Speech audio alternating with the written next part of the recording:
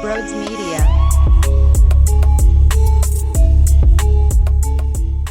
Hey, what's going on, everyone? What a great night at the Wells Fargo Center. Before we head into it, if you are new to the channel, smash the subscribe button. Hit the thumbs up button as well. I greatly appreciate all the support. If you're looking to get tickets to the Flyers, the Sixers are about to start, the Eagles, or if you're not from the Philadelphia area and you just love supporting, if you want to buy tickets to any local team, use the promo code BRODES at SeatGeek for $20 off of your purchase. It is a no-brainer. Twitter, at Brodes81. Go smash the follow button there as well. And then lastly, BrodesMedia.com. I'm covering the Flyers for BrodesMedia.com, credentialed in the press box. It's been awesome for the first two games here. So there's an article up instantly. You get a look at my notebook. It's really awesome. So check that out. And with that being said, enjoy the show. Poor Dave Hakstol. Poor Dave Hakstol. His team just got annihilated. His squad did not show up for him. They knew how big that was going to be for the head coach returning to his old stomping grounds. And I love the fact it took a little bit of time, okay? It wasn't right from the jump, but I love the fact that at some point I heard a "fuck Dave Hakstol" chant going on. There was a bunch of different stuff. That's what happens when there's an actual massacre that occurs on the ice. Everyone goes in their own direction, but there was a "fuck Ben Simmons" chant, there was an Eagles chant, there was a Sidney Crosby sucks chant, there was just your standard Hakstol. So, I mean, when I tell you there was a lot of versatility in there, maybe that's not the right word, but there was a lot of different angles being thrown by the fans. Well, that's what happens when the Flyers just cruise through you. And look, Seattle, they're on the road to start the season. They're going to different cities. At some point, maybe there's fatigue settling in that, look, we're traveling around. The adrenaline rush of the first game in Vegas is now over. But I'll tell you what, the energy was rocking. That fight by Seeler, wow. Now, I'm not telling you that he won the fight, but I'm telling you afterwards, the fact that he stood up and afterwards he's going to the crowd. This team, you know what this team had? They had heart for one another. That did not happen last season whatsoever. And you've been following me, if you have been for a long time, you understand I'm not the biggest. You have to fight. You have to drop the mitts. I'm cool with 4 lines of speed and youth. I'm cool with a lot of skill and not that much old style of hockey, but there's nothing wrong with it either. Look, you're a 6th, 7th D-man trying to make the lineup and make the most of your opportunity. Yeah, that's what a Sealer does, but just the fact that he stared everybody down the "let's go!" the adrenaline rush, I was losing my damn mind internally watching from the press box. That was outrageous. And then here's Nate Thompson with Nate-on-Nate crime, just throwing uppercuts. And the fact that all started because Claude Giroux started to get hit around a little bit. Unacceptable. You will not do that to our captain. Claude Giroux has dominated in that face-off dot. The face-off circle. It's the little things. Might not get stressed a lot. You got the idiots out there saying to strip the C. I'll tell you what, this start of the season, a goal in game 1 and 8 shots on net, and now he's just working anybody in the face-off dot, and that goal, wow, to start the scoring off in the first period. Travis Konecny, Claude Giroux, bang! Are you serious with the way that found Twine? And by the way, without Carter Hart being ridiculous on the other end, robbing Eberle, where he's wide open on the backside. Here comes the glove out of nowhere, snags it from his soul. Moments later, G scores on the other side. I mean, that's so damn important from the momentum perspective. And the crowd got behind Carter and this team big time after that save. There's a correlation. There were some other outstanding saves prior to that, too. Carter Hart might have not have been tested a wild amount, but when he was early, he was ridiculously solid. Adonsky split the D, gets a breakaway. Carter Hart pushes off to his left. Well, he pushes with his right skate. He goes left. Sound. Structured. In position. After that, Donato, wide open net with a backhand redirection. He's driving net. Nobody's truly picking them up. And he gets a good backhand opportunity on Carter. Guess what happens? Another incredible save. So tested early. And look, you go back to what he did in game one. It was a bit underwhelming, yeah. He responded really damn well because he was tested early. Magnificent. You're talking NHL top play of the night caliber save when he's diving to his glove side like that, and Eberle just couldn't believe it. That was their opportunity. They let it slip, and the Flyers, hey, we'll take it. We'll take it. This team fights for one another. I tell you, it's not just literally, but also in another way as well where, hey, Carter, we got you, baby. We got you up here. TK, he scored tonight. The dude is feeding off of energy, and last year he stunk. Last year he was extremely disappointing, and he lost that edge. That was what he brought to the table, but you can't be a fiery, spirited energy guy and then have the lackadaisical approach that he had from a skill perspective. At some point, you start to lose your confidence and you start to you stop chirping. That gets eliminated because you're so focused on getting back to at least let me produce offensively. You had a weird style of TK last year. Now you're able to be more physical. You can get in the face of others. You can yap out there, run your mouth, be a pest, be a motherfucker to play against. And it makes a lot more sense when you're scoring bingos as well. So this first period, I mean, I can talk about so much. That Brassard, Farabee, Atkinson line, when I tell you I'm in love, I'm not even making that up. I am legitimately in love with what they're able to do. I'm watching Farabee win a battle along the wall, push it to the corner. Derrick Brassard goes and pursues the puck. He wins a battle, finds Ryan Ellis wide open in the slot. Bang, what do you know? They're also just entering the zone beautifully in transition through the neutral zone into the offensive zone. Throwing pucks on net. Farabee finds it. I love this line. And it's crazy to think about. We might have never seen it if Kevin Hayes was out there, because Kevin Hayes probably would have been slotted in that. Not probably, he would have been. And I'm not saying that in a negative way or something. It's crazy. Like, I am in love with this line. I can even point out defensive zone structure. Here's Brassard sitting in the middle of the slot in the D zone, picks off a pass, chips it on into the neutral zone, gets a change. I mean, it's the little things sometimes. It sounds so silly. What, Brodes? The fact that someone was covering the slot? Yeah, you have to be responsible in the defensive zone. That's very important. Last year, you know what they weren't? I'll tell you for free. They weren't structured in the D zone. They sure are now. First line, Cootsy, G, TK. Late third period, it was already 6-1. I'm watching G on a 2-on-1 with Coots. I'm thinking, ew, this is going to be nasty marinara backdoor, right? It's going to be sickening Alfredo tape to tape. Ooh, just a little bit out front of Cootsy. Oh, it would have been ridiculous.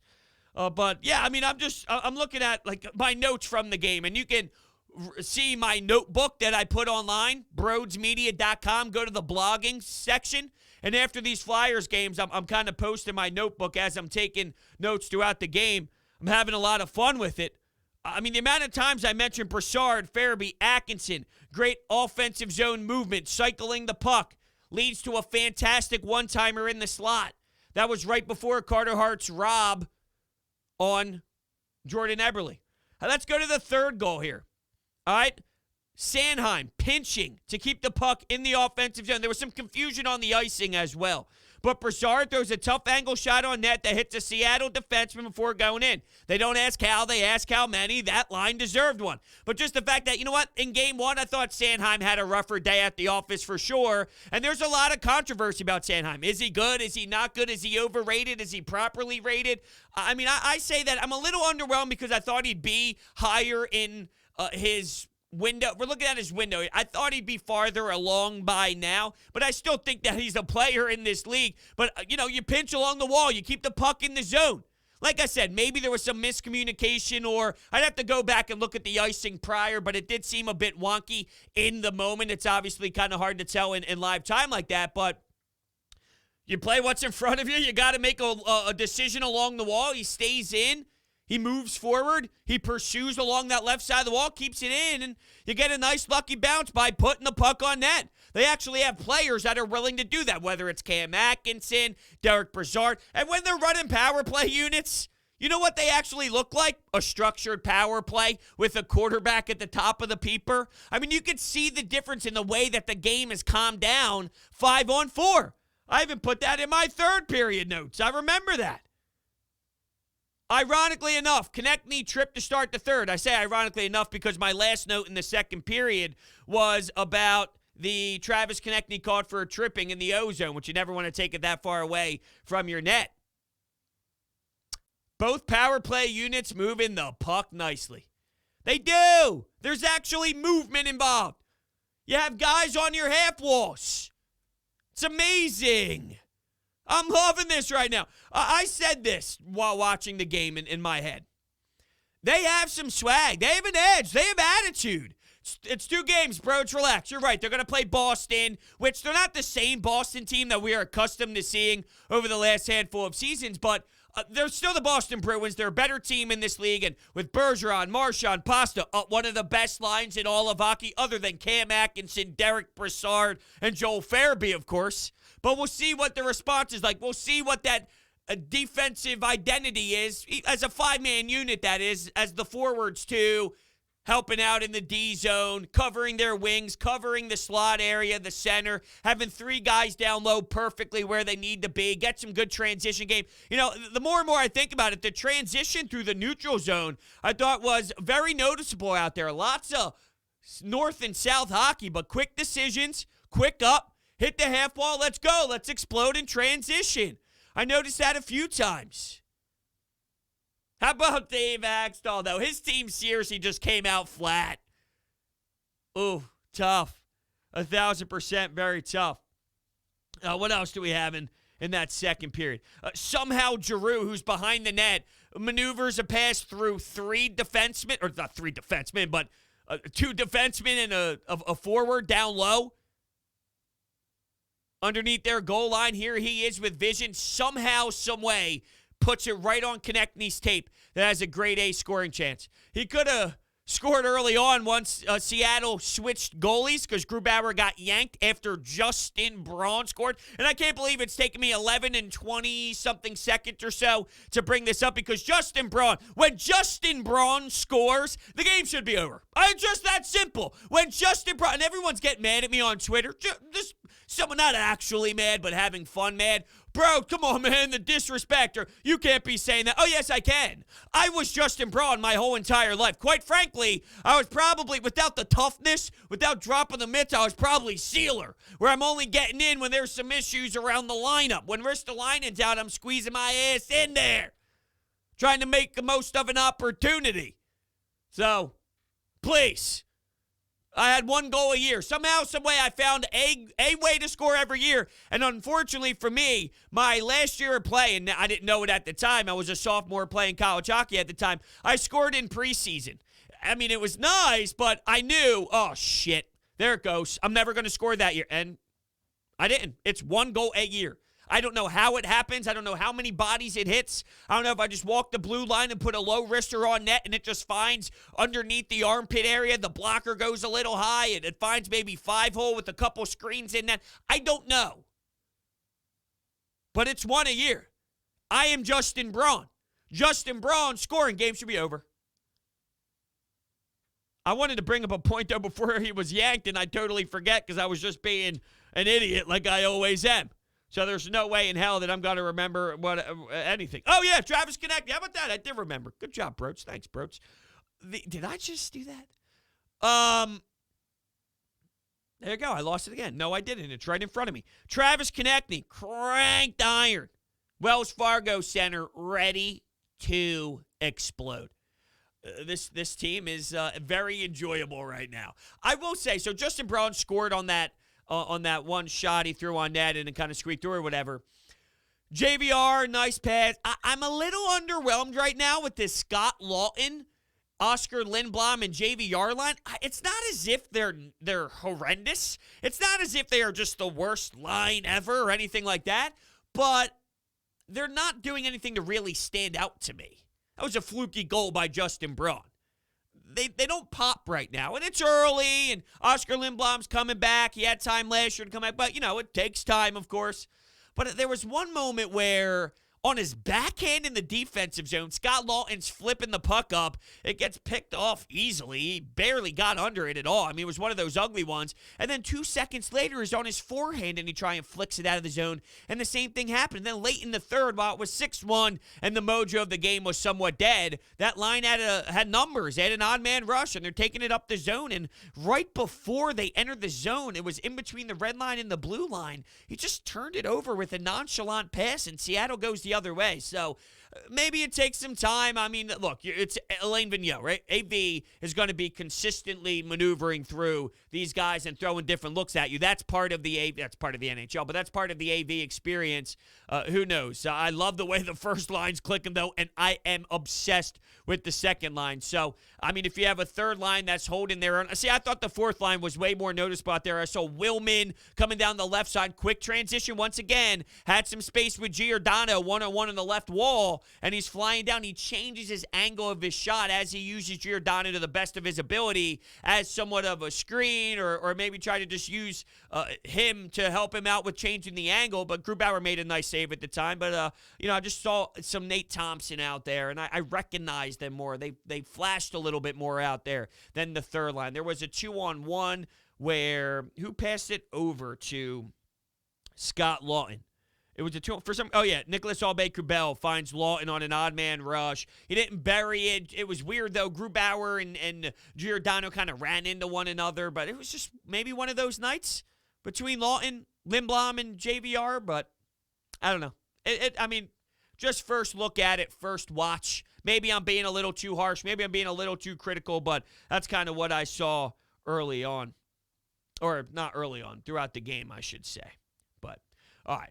There's a lot of anytime hotline calls. I definitely want to hear from you. First, NFL fans hungry for a big win this week? DraftKings Sportsbook, an official sports betting partner of the NFL, has you covered. New customers can bet just $5 on any NFL team to win their game, and if they do, you win $200 in free bets. Winner, winner, chicken dinner. It is that simple. DraftKings Sportsbook customers can also get skin in the game with new same-game parlays. Download the DraftKings Sportsbook app now. Use promo code Brodes. Bet just $5 on any NFL team to win their game and win $200 in free bets. If they win, you win. With the promo code Brodes this week at DraftKings Sportsbook, an official sports betting partner of the NFL.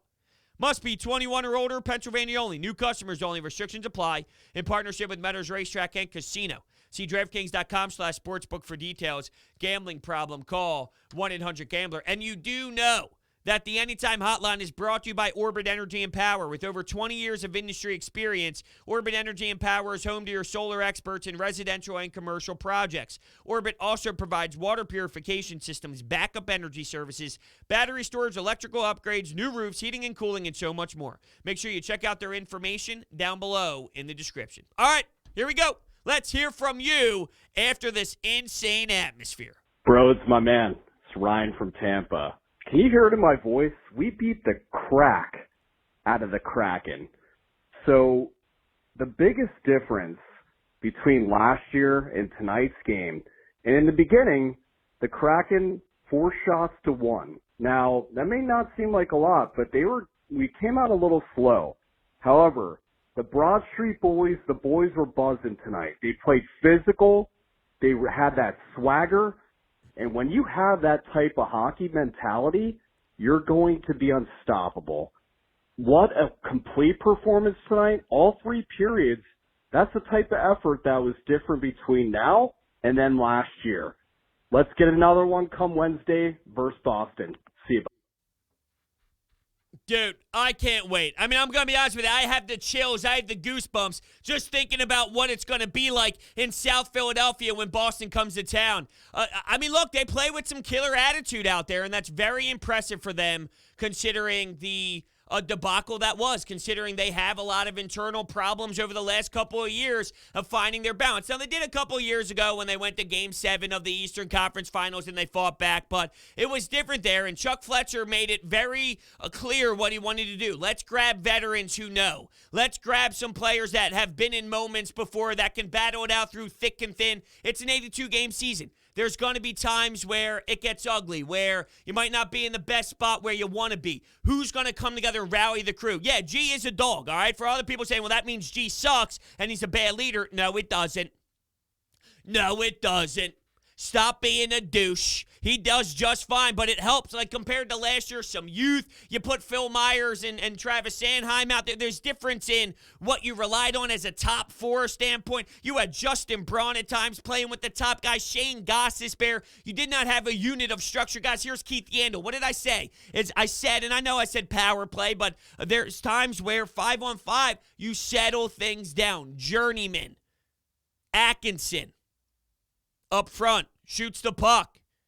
Brassard, been around the block, even joked a little bit after the game during the presser about being on the other side of those before, knowing what it's like in this building. I got to give it to him. I mean, maybe it's just the fact of Flyers hockey has missed a beat last season, and there were not fans to experience the hype. But, I mean, crazy solid goosebumps, crazy solid fun time at the Wells Fargo Center with the way that they're competing right now. A lot of interesting quotes post-game. AV, talking about, last game he talked about Carter Hart, and he mentioned that just fluky, a little unlucky. And I'm like, that's a weird angle for AV considering how he handled things last year. Someone brought up in the comment section, I apologize for forgetting exactly the username of the individual, but they said, hey, Brodes, do you think it's possible because of the report that came out with Leonard that Alain Vigneault's taking a softer approach to Carter Hart? And it is possible, or it's so early in the season. Maybe he saw what happened last season and he cracked a bit and then recognized, I can't coach Carter Hart as hard as maybe I thought I could. He was called a dinosaur. He was called old school. Sure, that might play a role in the self-assessing, which a good coach would do. Maybe I am. Maybe I am a little bit old school. Maybe I could take a different approach. But, Carter Hart clearly responded with that. Claude Giroux gave him praise. Carter Hart, that is. Because think about it. If it's 1-0 early on, 2-0, it's a big difference. And it easily could have been. The place was rocking because of Carter on that glove save. Awesome. Love it. I love it. I love the edge. I really do. What's next? Not going to make any assessments about the Flyers yet. Just the fact that we got to kick Seattle's ass and give them their first blowout as a hockey team felt pretty good considering all the times we've had to get our asses kicked in football from the Seattle Seahawks. That felt pretty fucking awesome. I agree. I mean, is it the same level as Seattle? No, but it does always seem Russell Wilson, Carson Wentz. When we think of that era, there's no doubt Seattle's coming to the link and they're smacking your ass. They're dominating you. See you later. I don't know if Seattle cares as much. They're probably still heartbroken about the Mariners not breaking their drought. Welcome. Continue in the category of the Philadelphia Phillies. I really did not expect to go south in the direction of the Philadelphia Phillies tonight. How can I be so high on emotion and so pumped up and juiced up on a good note right now to go to that cringe level? It's just embarrassing by me. Bad work by myself. I am sick. Where the hell was I going? I don't know. Once again, it's been a long day. Waiting for Ben Simmons to go to practice with his cell phone in his pocket. This nonsense of just greatness at the center tonight. Now sitting here and recording. It's been a long day.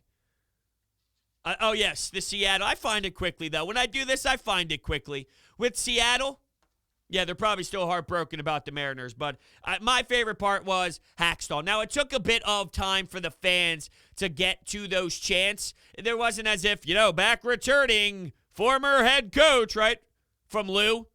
Lou's not up top saying, here's Dave Hakstol. Boo! No, I wish. That would have been awesome. Right? I mean, imagine an NBA game where Ben Simmons goes to Sacramento or something. He returns to Philly.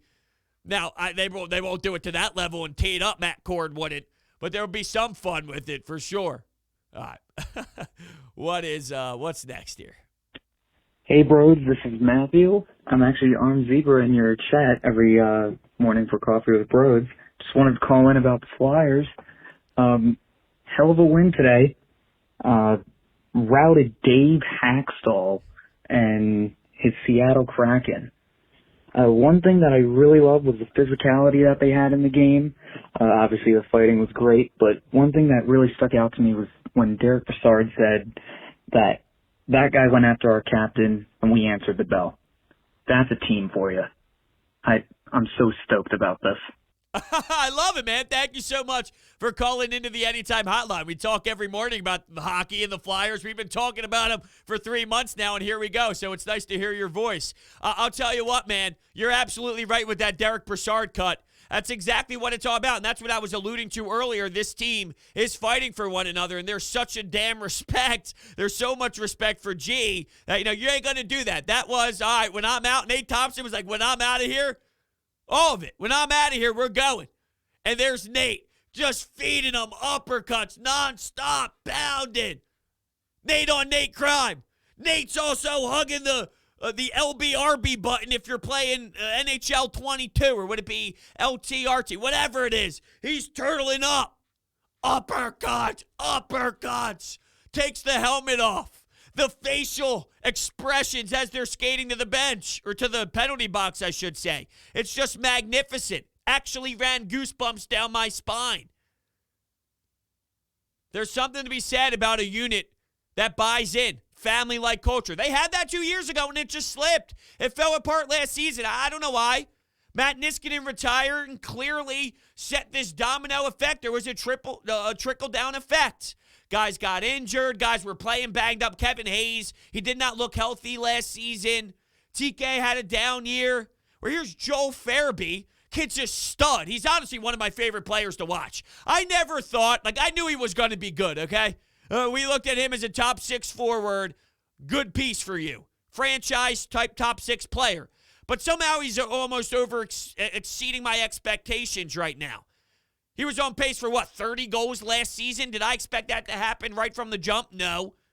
And the way he's buzzing, he's creating so much energy. That's what they're doing. It's really fun to watch, man. It really is. It puts a smile on my face. I'm sitting here processing that. We've been talking for 20-plus minutes or so, and I am genuinely enjoying this. It's 2 games in. They're 1-0-1. They have 3 points. Who knows what the hell is going to happen over this journey? But all I know is it's been down in the dumps lately with the Eagles, with the Phillies, with the Sixers. The drama was a mess. Give me this 2 games. It's been a long damn time since I could put this much of a smile on my face for a positive in a Philadelphia sports meaningful moment. Just a good punch in the jaw, literally, by the Fly guys. And regardless of what happens on Wednesday night, if they win, all right, we're rolling. If they lose, all right, we'll see how they respond. It's not football. That's the number one thing that we have to remember as the sports calendar continues and moves forward. You have to approach football season, and when basketball and hockey come around, just remember it's not one of 16, because you're in that mindset for so long that the reaction of it all, I'm not telling you this team's going to be great forever because of this. I'm enjoying this right now, and I'm happy, but ultimately, I get it. There's going to be peaks, there's going to be valleys. Who are you really? But if you want to follow the trend of Flyers hockey, playoff yes, playoff no. Playoff yes, playoff no. We're due for a doozy. We're due for a good one. What's next? Fun night of hockey at Wells Fargo tonight. You saw Justin Braun channeling his inner Bobby Orr. You saw Nate Thompson looking like Canelo Alvarez out there. A solid win, a nice bounce-back win against a team, even though they're an expansion team. They play hard. They've played tough their first 3 games, so it was a nice, solid victory. Now it gets interesting. You move on Wednesday night against a team that gave you all kinds of fits last year, and you're going to see where this team is at, even though it's early. I mean, I'm not saying it's of vital importance, but you also don't want to go out there on national TV and get poleaxed 6-1. So good job. Hopefully Ristolainen gets back in the lineup. Yeah, that's a great point, honestly. I have a fear that, I think Ristolainen, there's a lot of drama surrounding Ristolainen, right? Did they overpay? Did they give him too much? Did they give Buffalo too much for him? And think about the contract as he enters free agency and whatnot. He's going to need to be more than a 75%, right? I mean, he's a good defenseman, but he's not someone that's going to go out there and just be okay at 75%, especially with a secondary player as D pairing with Travis Sanheim, who will have some costly mistakes at times. He will have some costly errors, and he'll be out of control, or he'll make an ill-advised pass. That's inevitable.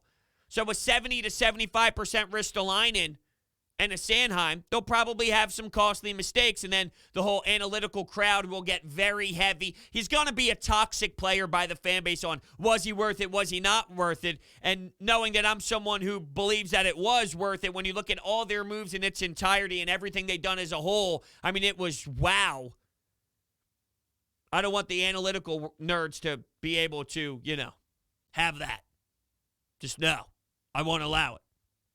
A couple of things, though. You're right about the Bruins game. It's not a must-win game by any means, but it's a solid test. It's an early test. A team in October. What are they like in May? Yeah, big difference. So it's not going to mean the world, but you're right. You don't want to get shelled after this. You don't want to see a letdown. The fans don't want to see a letdown. You can lose and compete 3-2, hang in there, tough one, fight. You leave everything out there on the ice, and then you just have to tip your cap and say, all right, let's go back to the drawing board. Let's get back to practice and let's get at it. Let's change a couple things. Let's work on a couple different concepts. Or maybe we don't really have to change anything. It just came down to one of those nights. You guys could play each other 50 times. It could be 25-25 with the record. So, of course, context matters with it. It's a solid test. And also touching on how good are the Kraken. They are a feisty team that fights early on here, but I wonder... I mean, we remember the draft. We were questioning, what are they doing? Landeskog is available. Nah, we'll take all these other guys like Tworinsky. I mean, it was really bizarre with their approach. I wonder 40 games in, are we looking at a team that seems more like this, right? I mean, you think of Galan and you think of some of these other coaches out there. We're talking Dave Hakstol. Dave Hakstol doesn't have that type of pop to him. I'm not trying to downplay the Flyers' win, but I'm just saying I wouldn't be shocked if this team isn't as good as what we saw out of Vegas. Vegas set the bar so damn high. I don't know. What if they're below 500 team this year? Would you be surprised? All right. Let's take one more. Well, welcome to Philadelphia, Seattle. That's what I like to see out of this Flyers team. Great defensive game, great offensive game. Carter Hart looked way better. This is what I love out of the Flyers. I think that's a great note, honestly. I think that's a great way to kind of end things. You said it best. We'll transition from there, but I'm really proud of the way that this team fought. I'm really proud. Look, I think that there's an element here. I say that Dave Hakstol's team came out flat for him. There's an element, too, of the Flyers know Dave Hakstol is trying to come into town and snag one, and you know that this one's highlighted on his board, and the Flyers answered that. There's an element, too, of, Flyers and the NAV as a coaching staff, as a team. Let's just kick this guy in the balls. Let's kick this guy in the testicles right now. And they sure did. From every element. It's a good night. It's a good night, fellas. So that's where we're going to end things here. Before we head out of here, BetQL. Do you want an advantage over your sportsbook? Download BetQL, the only app you'll need to make smart bets. Their model covers everything: spreads, over-unders, and player props. There's sharp data so you can see who the professionals are backing. Line movement so you can jump on betting opportunities in real time. Team lineup, breaking news, and injury status updates. Head to the App Store or Google Play Store right now to download BetQL. Enter the discount code Brodes at payment checkout for 25% off any of their subscription offerings. You can find this information down below in the description. Thank you guys all so much for listening to this episode of Sports Talk with Brodes, and I will see you next time.